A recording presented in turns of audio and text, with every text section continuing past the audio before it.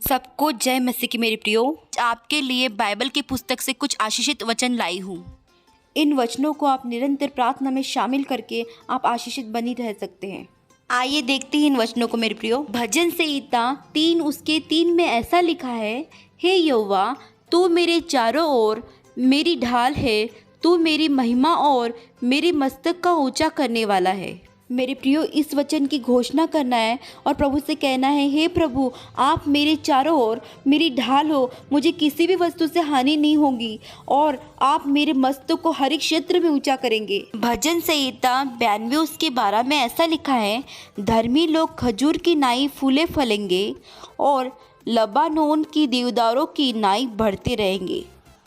इस वचन को भी मेरे प्रियो घोषणाओं के साथ प्रार्थना में बोलना है और कहना है, हे प्रभु जैसे आपने अपने वचन में वादा किया है, धर्मी लोग खजूर के पेड़ के समान फूले फलेंगे, लबानोन की देवदारों के समान बढ़ते जाएंगे।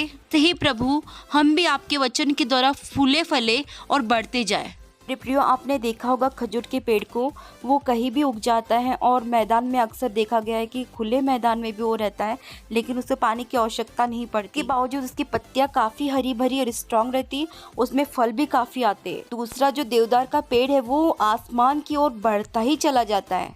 प्रयोग खजूर के पेड़ से तात्पर्य है कि हम आत्मिक और शारीरिक जीवन में स्वस्थ रहे। देवदारों का मतलब है हम आत्मिक जीवन में भी बढ़ते जाए और अपने जो काम काज जीवन में भी बहुत उन्नति पाए। पेल की पुस्तक 2:26 में ऐसा लिखा है, तुम पेट भर के खाओगे और तृप्त होंगे और अपने परमेश्वर यहोवा के नाम की स्तुति करोगे, जिसने तुम्हारे लिए आश्चर्य के काम किए हैं और मेरी प्रजा की आशा फिर कभी न टूटेगी। प्रियो, इस वचन को भी धन्यवाद के साथ प्रार्थनाओं में घोषणाओं के साथ बोलना है, जैसे कि परमेश्वर ने कहा कि उसकी प्रजा की आशा कभी नहीं टूटेगी। वे लोग पेट भर के खाएंगे, संपन्न रहेंगे, कभी भूखे नहीं रहेंगे। यहोशू 28:12 में ऐसा लिखा है, यहोवा तेरे लिए अपने आकाश रूपी उत्तम भंडार को खोलकर तेरी भूमि पर समय पर मेह बरसाया करेगा और तेरे सारे कामों पर आशीष देगा और तू बहुत तेरी जातियों को उद्धार देगा, परंतु किसी से तुझे उद्धार लेना न पड़ेगा। प्रियो, इसमें प्रभु ने कितना अच्छा वादा किया। उन्होंने कहा कि आकाश रूपी भंडारों को हमारे लिए खोलेंगे, अपने कामों में हम हाथ लगाएंगे, सारे कामों में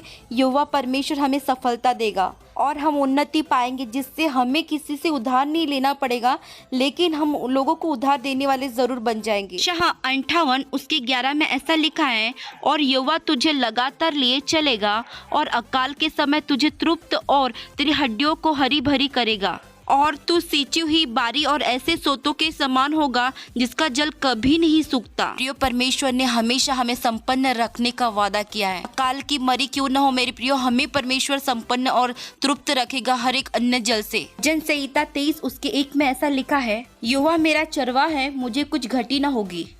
वह मुझे हरी हरी चराइयों में बिठाता है, वह मुझे सुखदाई जल के झरने के पास ले चलता है। मेरे प्रियो, इस वचन में परमेश्वर ने कहा है कि परमेश्वर स्वयं हमारा चरवाहा है। जब परमेश्वर स्वयं हमारा चरवाहा है तो हमें घटी तो हो ही नहीं सकती मेरे प्रियो। व्यवस्था 26:9 में ऐसा लिखा है, और मैं तुम्हारी ओर कृपा दृष्टि रखूंगा और तुमको फलवंत करूंगा और बढ़ाऊंगा और तुम्हारे संग अपनी वाचा को पूर्ण करूंगा। इस वचन को भी अपने प्रार्थना में निरंतर शामिल करें मेरे प्रियो। अपने जीवन में परमेश्वर के वायदे को पूरा होते देखे कि परमेश्वर हम पे कृपा दृष्टि रखेगा और हमें फलवंत करके आगे बढ़ाएगा।